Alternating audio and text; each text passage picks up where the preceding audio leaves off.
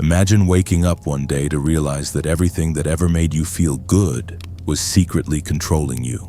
The late night scrolling, the perfect like count, the drink after the long day, the compliment that gave your ego one more breath, the craving, the dopamine, the comfort, your little rituals of relief. But what if I told you? Pleasure is not proof of freedom. It's often the clearest symptom of captivity, because while pain screams, pleasure whispers. And in that whisper, it hides the deepest truths about who you are. Carl Jung once said, "People will do anything, no matter how absurd, to avoid facing their own souls."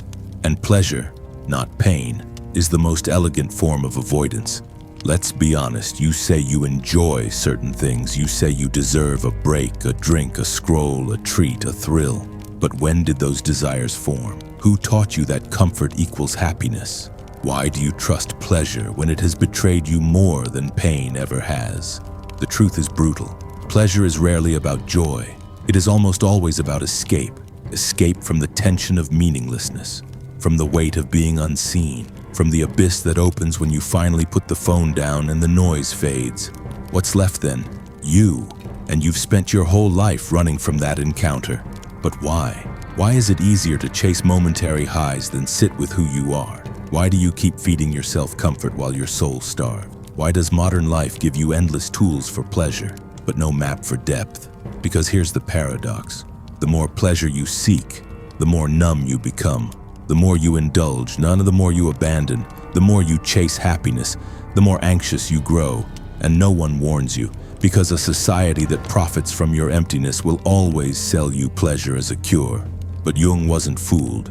He saw pleasure not as a destination, but a signal, a red flag, a coded message. Because when you study your pleasures closely, when you stop judging them as good or bad and start asking why they exist, you begin to uncover something darker. The very thing you enjoy the most may be the exact thing that's keeping you unconscious. So ask yourself, what if the things that make you feel alive are actually the chains that keep you asleep? What if pleasure is not the opposite of pain, but its twin dressed in perfume? What if every craving is a conversation your soul is trying to have with you, but you keep muting it with dopamine? These are not small questions. They are existential detonators, because they expose the fact that you are not free. You are triggered, not choosing, but reacting, not living, but consuming. And worse, you've been taught to call this slavery, self-care. So the next time you feel that pull, to indulge, to distract, to numb, stop and ask, what am I really running from? What discomfort is hiding behind this pleasure? And what would happen if I stopped avoiding it and turned toward it instead? Because Jung's terrifying insight was this: what you do not bring to consciousness will control your life, and you will call it fate. But it was never fate. It was your refusal to sit in silence with yourself, to look at your desires not as holy but as haunted, to question the pleasure instead of worshiping it. This is where your awakening begins, not by denying pleasure, but by decoding it. Not by rejecting desire, but by interrogating it. Not by numbing yourself, but by meeting yourself finally in the dark. And once you do, you will never look at pleasure the same again. Now let's explore what's truly behind this. The hidden architecture of your desire and the ancient psychological roots that keep you hooked. Pleasure feels personal, but it's not. What you crave isn't just a reflection of your choices. It's a map of your conditioning, and most of that conditioning isn't conscious. You weren't born addicted to your phone. You weren't born chasing validation. You weren't born fearing silence, or being terrified of boredom, or mistaking stimulation for joy.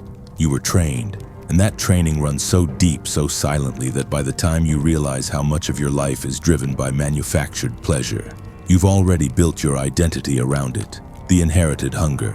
Carl Jung believed that modern man suffers not from too much pain, but from too little meaning. And when life becomes meaningless, pleasure becomes medicine. But not medicine in the healing sense, medicine in the numbing sense.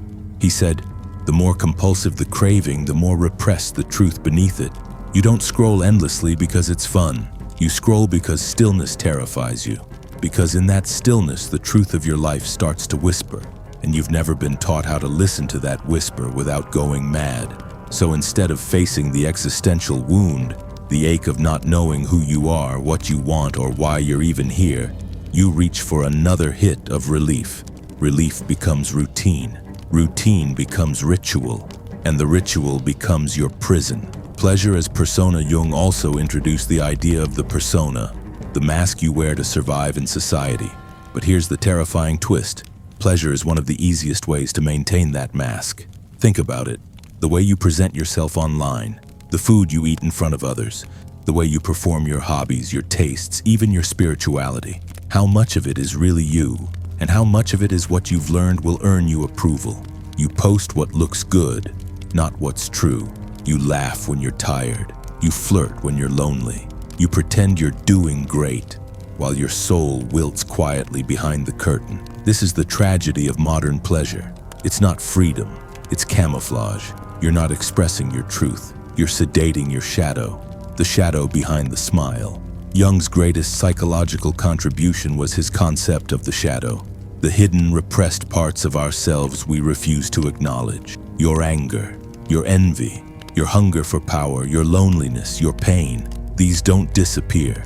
They wait, and they disguise themselves, often as pleasure. That craving for control, it becomes your obsession with productivity. That fear of abandonment, it becomes your need for likes and followers.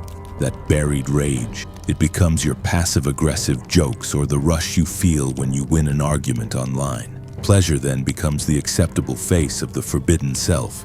You're not happy, you're distracted. You're not healed, you're medicated.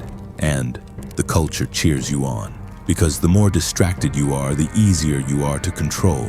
The more comfortable you are, the less you question. The more entertained you are, the less you remember that you're still bleeding inside. Nietzsche, Huxley, and the pleasure trap. Friedrich Nietzsche saw it too, long before dopamine detoxes and digital burnout became trends. He wrote, "Man does not strive for pleasure, only the Englishman does that." This wasn't an insult, it was a warning. A life centered around pleasure becomes hollow. It loses the fire of becoming. It becomes passive, indulgent, soft. And Aldous Huxley, in Brave New World, painted the perfect dystopia, a society where people are kept obedient not through fear, but through pleasure. A drug called soma keeps everyone content. No one revolts, no one questions. Because when people are comfortably numb, they forget they are dying slowly. What if you are living in that dystopia right now? What if your pleasures are not yours but engineered? And what if the more you chase them, the more you dissolve your ability to think, to rebel, to feel deeply? The brain's addiction to the shallow neuroscience confirms what Jung intuited. Your brain is wired to seek dopamine, not truth. Every like, every notification, every sugar hit or sexy image, it gives you a microdose of reward. But here's the catch. Dopamine doesn't bring satisfaction. It brings anticipation. You don't get high from having, you get high from wanting. So the more pleasure you chase, the more restless you become. The more you get, the less it means. This is why you can be surrounded by luxury, stimulation, freedom, and still feel like something's missing. Because something is missing, and it's not external. It's your relationship with the parts of yourself you've been drowning in pleasure for years. Why this isn't talked about? Here's the final twist in this hidden problem. No one will warn you. No one will intervene, because pleasure looks healthy. It looks successful. It looks normal. But behind the normal is numbness. And behind that numbness is a life unlived. You weren't meant to anesthetize your existence with shiny distractions. You were meant to confront your shadow, to wrestle with your fears, to feel life raw, honest, painful, and profound. Jung believed that healing doesn't come from removing the darkness. It comes from making the darkness conscious. And the first step is this brutal realization. What you call pleasure may just be your most sophisticated form of self-abandonment. Now that you've seen the truth beneath the surface, let's go deeper. Let's explore the unseen consequences of living a life ruled by unconscious pleasure, and the price you've been paying, emotionally, spiritually, and existentially without even realizing it. It starts subtly. You don't even notice it at first. A little restlessness, a vague sense that you're drifting, that your days are full, but your soul is starving. You laugh when you're supposed to. You work, you scroll, You eat, you entertain, and yet somewhere deep beneath all that motion, something is quietly breaking. This is the slow violence of a life built on shallow pleasure. It doesn't shatter you in a single moment. It erodes you. From the inside, you lose the language of depth. The first consequence is emotional illiteracy, not because you lack feelings, but because you've lost the ability to sit with them. You've trained your nervous system to flinch at discomfort. Sad, you distract. Lonely, you swipe. Bored, you binge. Anxious, you scroll. Over time, your brain forgets how to metabolize real emotion, and like a muscle that's never used, your inner life atrophies. Carl Jung warned us of this. Until you make the unconscious conscious, it will direct your life and you will call it fate. When you don't make space to feel, your unconscious takes the wheel. You start reacting, not from clarity but from compulsion. And your life becomes a pattern of unconscious habits dressed up as personality. You fall in love with distractions, not people. When pleasure becomes your coping mechanism, intimacy becomes a threat.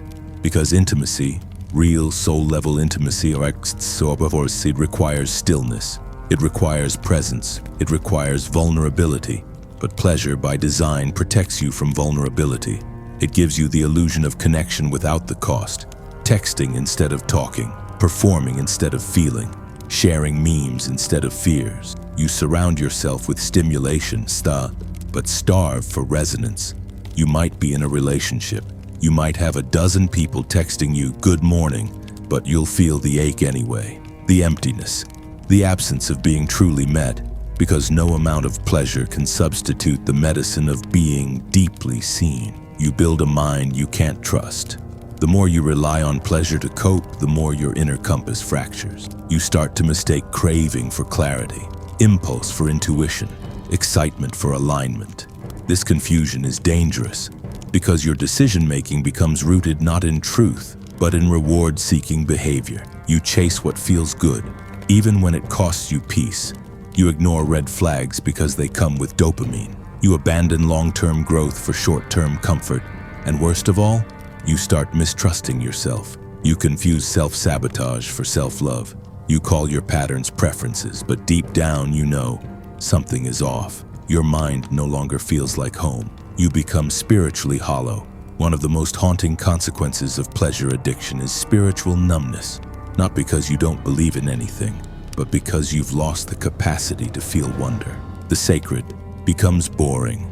Nature becomes background. Silence becomes threatening. You become spiritually starved, not for religion or philosophy, but for reverence. That primal sense that you are part of something vast, beautiful, and terrifying. The awe that silences the ego. The mystery that humbles the mind. But pleasure has no patience for mystery. It wants resolution. It wants answers. It wants the next thing and the next thing and the next. So your soul, slow, symbolic, ancient, is drowned out by the static of gratification. You stop growing. Growth requires friction. It requires tension. It requires encountering your limits and not flinching. But if pleasure is your god, then pain becomes your devil. And all discomfort, even the kind that could evolve you, does become something to avoid. So you stagnate. You stop reading things that challenge you. You avoid conversations that make you uncomfortable. You stay in relationships that feel safe, even if they're dead. And you start telling yourself the most seductive lie of all. This is just who I am. It's not who you are. It's who you became to avoid the fire of transformation. You feel dead, but can't explain why. Eventually, the consequences catch up, not in the form of tragedy, but in something much more subtle and much more terrifying: numbness. You don't cry like you used to. You don't laugh as deeply. Everything starts to feel like déjà vu, like you're living the same emotional day over and over. And here's the worst part. You're surrounded by people who feel the same, but no one's talking about it, because everyone is medicating the same wound, with the same distractions, calling it normal. But Jung warned, neurosis is always a substitute for legitimate suffering. That suffering, the ache you've been avoiding, isn't a curse. It's your soul asking to be heard, asking to be felt, asking to be reclaimed. So now you know, this isn't just about habits, or self-help, or dopamine. This is existential. This is about the slow death of your inner world. and the quiet crisis of a generation that was taught how to chase pleasure, but never taught how to sit with pain. Now ask yourself, how many years will you trade for comfort? How long will you live in this trance, calling it peace? And how much more will you lose before you finally rebel? Because rebellion is possible. A return is possible. A reclamation of depth, of fire, of feeling is still within reach.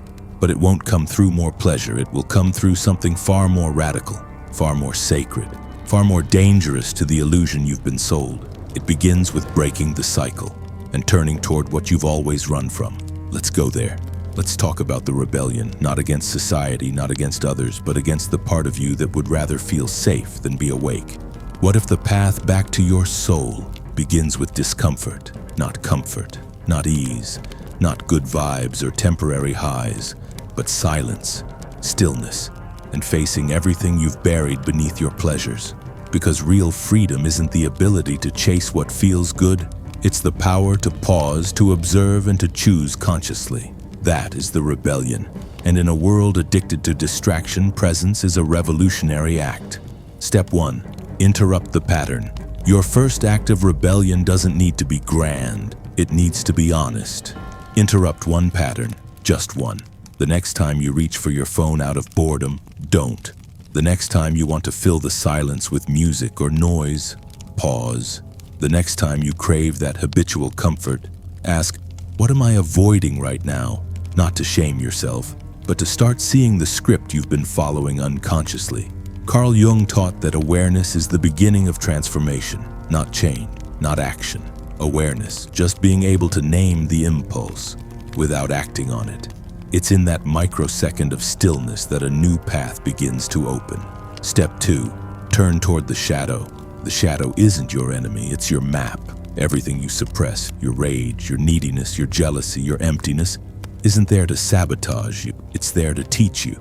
You scroll endlessly because you're afraid of your own silence. You chase validation because there's a younger version of you still aching to be seen. You overwork because some part of you still believes you're only as worthy as you are productive. None of this makes you broken, it makes you human. Jung believed that until you face these hidden parts, they will own you. Not loudly, quietly, through the pleasures that keep you blind. So the rebellion is not against the shadow, it's toward it. With curiosity, with humility. Ask, what pain is my pleasure protecting me from? What truth do I refuse to feel? Who might I become if I stopped numbing this? Step 3. Choose meaning over comfort. This is the core of the rebellion because pleasure is easy, meaning is earned, and meaning often begins in the dark, in heartbreak, in failure, in solitude, in questions that don't have answers. Nietzsche once wrote, "To live is to suffer, to survive is to find some meaning in the suffering." You must choose that path, not the one that makes you feel good for a moment, but the one that makes you real. Meaning doesn't sedate you, it stirs you, it breaks you open, but in that breaking, you grow. Not through pleasure, but through purpose. Not through escape, but through integration. Ask, what pain is trying to evolve me right now? What lesson is hidden inside my discomfort? What would it look like to suffer consciously, instead of numbing unconsciously? Step 4. Make space for sacred silence. You don't need more noise. You need a place to meet yourself. This is the most terrifying part of the rebellion, because silence is where the illusions die. When there's no scrolling, no music, no external input, only breath and presence, your real voice begins to return. Not the voice of your ego, not the voice of your fear, but the quiet, steady voice of your inner knowing. This is where healing happens, not through another book, not through another course, but in the radical act of just being with yourself. Carl Jung believed that modern man is disconnected not from others, but from himself. And that reconnection doesn't require tools. It requires time, honesty, and stillness. Start small. 5 minutes, 1 breath. A journal entry you don't show anyone. Let yourself feel. Let the ache rise. Let the grief move. Let the numbness speak. That is the soul waking up. Step 5. Replace dopamine with depth. You can't just stop chasing pleasure. You have to start replacing it with ritual, with presence, with acts that don't sedate you, but return you to yourself. Read philosophy not because it makes you feel smart, but because it challenges your assumptions. Take walks without your phone. Talk to someone and really listen without waiting to reply. Feel your emotions fully without trying to edit or escape them. Build your inner life like a temple, piece by piece, moment by moment. This is what Jung meant by individuation, the process of becoming whole. Not perfect, whole. A being who knows both their light and their dark, and does not flinch from either. The final rebellion, letting go of the mask. You can't free yourself if you're still performing. You must be willing to be seen, not as polished, not as happy, not as healed, but as honest. Stop pretending you're okay. Stop numbing your longing with jokes and filters and "I'm just tired." Let yourself be witnessed, raw, real, messy. This is where the illusion shatters. This is where intimacy is born. This is where truth begins. Because the final act of rebellion is not becoming someone new. It's remembering who you were before the world told you to numb, to chase, to hide. So now ask yourself, are you willing to choose presence over pleasure? Are you ready to meet your shadow and ask what it's been trying to teach you for years? Can you suffer consciously instead of avoiding endlessly? Because if you can, you don't just break the cycle, you awaken to a version of yourself that pleasure alone could never touch. And from that awakening comes something far greater than comfort.